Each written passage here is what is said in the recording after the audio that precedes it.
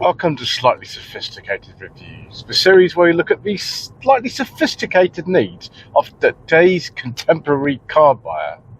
Although I don't expect much in the way of real sophistication, viewers.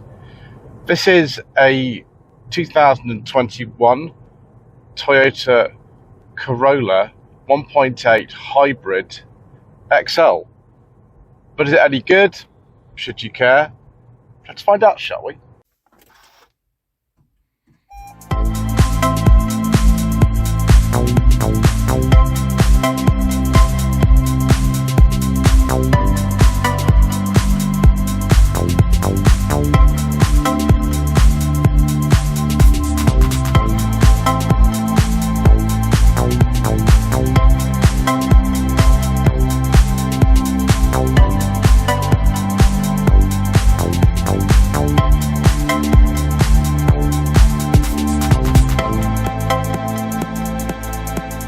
So the current generation Toyota Corolla, known as the E210, was released right at the end of 2018 or beginning of 2019. I've seen different reports on that.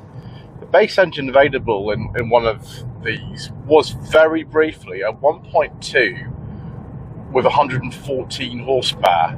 Now that engine was actually dropped before the end of 2019, so it actually lasted for less than a year on the market. The vast majority of the Corollas you'll see for sale are this 1.8 hybrid, which when it was launched in 2019 had 121 horsepower, which is what we've got here, and then when the facelift came in 2023 it was up to 138 horsepower. There's also a 2-litre hybrid, but it's a lot more powerful. It started off with 193 horsepower, then the facelift up to 196 horsepower, then for some reason in 2025 brought down to 175 horsepower. That tends to be in trims like the GR Sport. The GR Sport is interesting, but you don't actually get any more power. It's just an appearance package. So there is no kind of fast version of the E210 Corolla.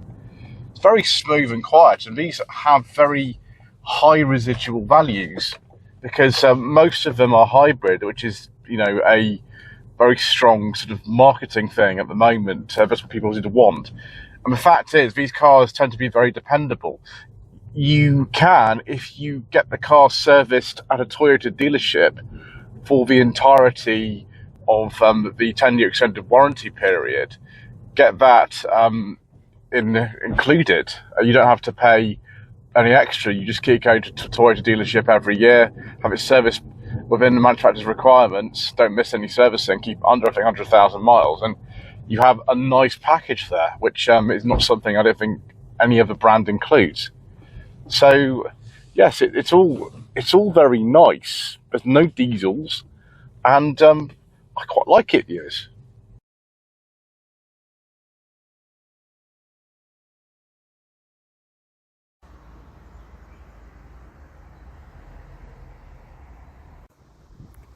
Apologies for the wind noise, viewers. Because this is slightly sophisticated reviews, we like a bit of luxury on this channel, viewers, and with this Corolla we've got plenty of luxury. This is the XL model, which is one below the top of the range GR Sports. We're not focusing on the appearance or the suspension or anything like that, which is different on those. We're looking for luxury, and there's plenty of it with this. We've got 4-ramp parking sensors, reversing camera, dual zone climate control, all kinds of things. These very nice alloy wheels, which look very smart, although they're going to need a bit of attention, aren't they? The car needs a bit of a clean. It might need a little bit of preparation before it actually goes on to the next customer. Very pleased to be down at Summit Garage near Dudley again. They're very good to me, and I've been filming with them for many, many years. So, yes, the XL model with a hybrid system in it. This is the 1.8, so it's got the larger boot. The 2-litre actually has a smaller boot than this because they have a battery in the boot as opposed to in the front of the car. So we'll just open up the boot here. My trade plate's still there somewhere. Yes, it is. Good. So yes, it's not a bad loading lip. It's kind of normal for this class of car. Lift this up. We've not got a spare wheel, which is most unfortunate. I would prefer one, but I don't even know if you could get a space saver on this E210 Corolla at all. I'm not sure you could. See if we've got any hooks on here. Yep, we've got some hooks. Boot light, unfortunately, is just a normal one, which is, you know, I suppose not the end of the world, but I prefer an LED one myself, but there we go. I like just the normal tailgate. I'm not massively fond of electric tailgates unless you really need them. I think it looks very nice, actually. This colour is okay. I probably wouldn't have this myself, but maybe like a sort of nice blue or something than this one. Let's open the back and see what the rear space is like. Like a lot of contemporary cars, and this is the same on the Mazda 3, it is a little bit on the dark side in here. Got a nice cup holder though, got them there, and the door top's just like on a Golf, or not soft touch, but you know, it's only people like me who get fussed about that kind of thing.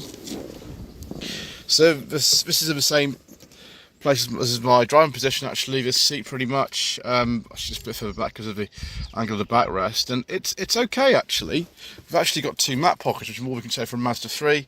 I don't know where the the USB port is in here. I'm not sure we got one. If I close the door, it's just a little bit dark in here, but so many contemporary cars are, so I can't really complain too much. Yeah, but the cup would be very, very useful. Door handles feel okay. Let's have a look at this armrest.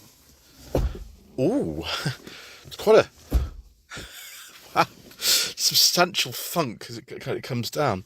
I've actually got one, which is good. Do we have damped grab handles?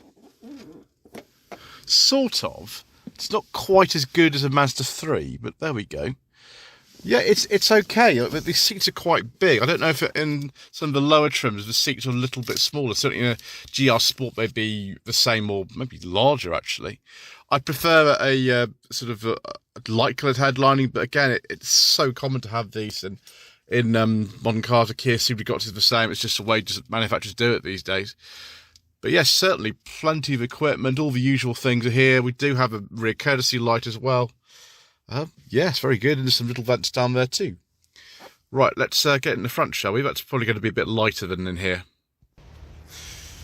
Okay, keyless entry as you'd expect from a car like this. You can still put the key in that lock though, which is actually quite useful. Got electric lumbar support. The interior, it does remind me of kind of like a junior GR Sport, because you've got this leather or Artico leather with the red accents, with red stitching. Plenty of things to keep you entertained in here. Obviously, it's a full hybrid, this. So there's a power button. You've got the drive mode selector and a button for EV mode there. You can go, I think, about a mile on EV mode if the battery's charged up correctly. Electronic handbrake, but it's an automatic, so you'd expect that really these days. Heated seat controls are weird. They look a lot more old-fashioned than the car is. This has done 61,000 miles. It's reasonably high mileage for the year. It's only 5 years old, but it feels absolutely fun. There's no real signs of wear in here. The USB port is down here, along with 12-volt socket. Just switch that on. It's probably got a bong because the door's open. There we go. So this looks like about maybe an 8 or 10 inch screen. The facelifted cars obviously are different. Right, let's shut this door. Oh my gosh, yes, that is better. Wow. Anyway, setup. We've got all sorts of things here. We're not going to go through all of these, otherwise it's just going to take forever. But one thing I can't seem to find on here is if you've got Android Auto or Apple CarPlay. No, I don't think we have actually. Or I could be wrong. I don't think we have. Obviously, by facelift, you would have it, but I can't see it anywhere. I might be wrong. It looks a little bit old-fashioned, the system for 2021, but it's not too bad. It's certainly not fast enough. It's not lagging or anything. We've got the source here, Yeah, mirror cast, whatever that is, and of course DAB and everything. And that's all you get. We give the USB. Right, there's not much more to say really. Let's have a look at the display here. Got a lot of things going on. I'm glad to have some physical dials. We haven't got all of them. We've got temperature and fuel, which is good. Not ready to drive. Well, no, because we haven't actually pressed the brake yet. And we've still got, usually for a hybrid, we've actually got a rev counter in here. So there's all kinds of things you can sort of play with. There's modes here. We've got lane keeping assist. You can turn that off, I hope.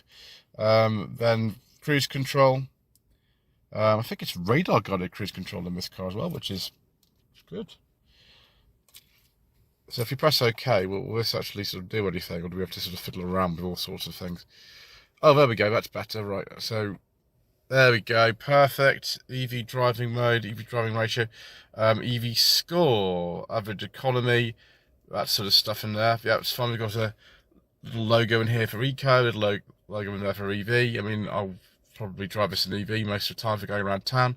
One thing I really like about this car actually is the physical controls. Now these buttons are very, very small. You'd have to get used to this, but I'm pleased to say that they're not in the touchscreen like they are in so many contemporary cars. That is really good. No sunglasses holder, unfortunately, which is something of a shame. Just got the lights here for the interior. There we are. The door bins look really quite generous, actually. Yeah, they could fit a nice big bottle in there. We've also got power fold mirrors. The dash itself is actually soft touch everywhere. You sort of feel it, which is really good. Again, some people would say it's just not worth bothering about, but yeah. Also got park assist on here. If this is the second top of range, what on earth would the top of range be? We've got these blanking things here. We've got, I think that's auto high beam, which is good. Yeah, auto high beam. Excellent. It shaped out to be quite a nice car. Obviously, you paid quite a lot of money for these. This particular one, 2021, with 61,000 miles on the clock, is actually for sale about £14,500, which is quite a lot of money for a car, actually, of this segment. But again, you've got to realise this is even if it's not the most sporty of the hybrids, it's a hybrid in itself. And these engines, this 1.8 hybrid, which is shared with other Toyota models as well, it's one of the most thermally efficient engines in the entire world. And certainly you're expecting like even better fuel economy than is on the trip computer at the moment, that my autofocus will actually work. Right, I suppose you better take a look under the bonnet, viewers. As I previously mentioned, if you buy one of these and you keep it serviced every year as per schedule at a Toyota dealership, your warranty gets extended every year up to 100,000 miles in 10 years. I imagine that's probably a good thing to do, really. It is a little bit more complicated under here than just a normal petrol engine. Although, yes, I've never heard any horror stories about these cars really at all. I'm sure there are some, but by the time you're watching this, these cars came out late 2018, early 2019. So the first ones of these are now approaching kind of 7.5 years old. So, you know, the original warranties on these were only 5 years, so some of them will be out of warranties because the plan to extend the warranty to 10 years didn't exist at the time. But yeah, one of these hybrids, it looks relatively easy. You can see on this 1.8, the 12-volt battery lives actually under the bonnet, whereas on the 2-litre it lives in the boot, which is why you get a slightly reduced capacity. I think it's something like 320 litres in that. Looks good as well, but the faces ones look even better. Obviously they're more expensive than these. Right, let's get back on the road and let's enjoy fiddling around with all these drive mode settings.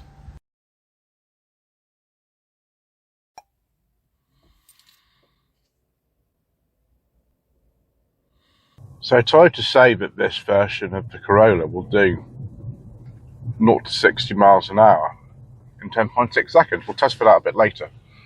So actually we're running in EV mode at the moment. I've just activated it, and it means this is a really, really quiet and sophisticated ride, really. You've got all these different systems in here, and it's just a little bit easier to live with than having to change your entire lifestyle for an electric car. For the simple reason that most of the time you just put fuel in it. Obviously my EV mode has now gone off because I waited around with the ignition on, so that's a shame. But it doesn't last very long necessarily. You've got to make sure it's all charged up. So yes, we will come through this gate and then we will stick our foot down and we will see exactly what happens, which is good. It's going to be very easy because we don't need to change gear or anything. We got the B mode activated. You can have normal or the B mode on the gear lever. The B mode gives you more regen braking, which is what I like in the hybrid electric cars. So we will just wait for a spot and then we'll go.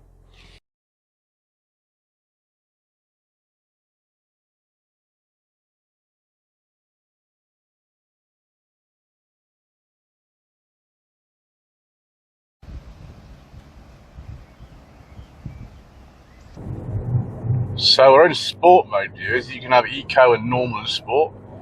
This actually feels quite urgent. It's holding on to the revs for me. Although it's a CVT gearbox in here, it doesn't really feel like it. It feels in this mode in particular, but you actually got some ratios in here. Right, let's turn all that nonsense off. Let's go back into eco mode. Yeah, it seems fast enough. If you're in the sport mode, we'll go into eco. There we go. Yeah. It's all very nice, this viewers. It doesn't ride too hard. The steering, obviously, in eco mode is a little bit vague, but you can put it in a sport mode if you want. What I would really want to do is have an individual mode where you get the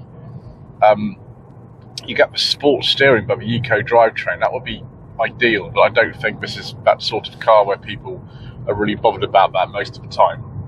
There are a number of trim levels available. There's not actually as many as I thought there'd be. You know, you get cars like the DS7 with like 12 trim levels. It's not that popular. The Corolla, being quite a popular car in this country, in many parts of the world, of course, you only get 5 trim levels. You get Icon Tech, Design, Excel, which is this one, which is second to the top, and then GR Sport. That's it. You can also, of course, get this Saloon, which is what I probably prefer. I think those are only available with 1.8 hybrid powertrain. And then the Touring Sports version, which is an estate. I always get confused between Sports Touring and Touring Sports for Toyotas. I've no idea why. Yeah, it's just a very nice, high-quality car. It's very easy to drive. They tend to be very dependable. You can get that 10-year warranty if you get it serviced at a Toyota dealership within the specifications for up to 10 years, 100,000 miles. The rear's a little bit on the cramped side, but you can get the Saloon or the Touring Sports. Yeah, I think it's pretty good, this car, viewers, really. Anyway, thank you very much indeed once again for watching. Please don't forget to subscribe to the channel, like this video, comment below, and we shall see you again very soon for more slightly sophisticated and contemporary motoring.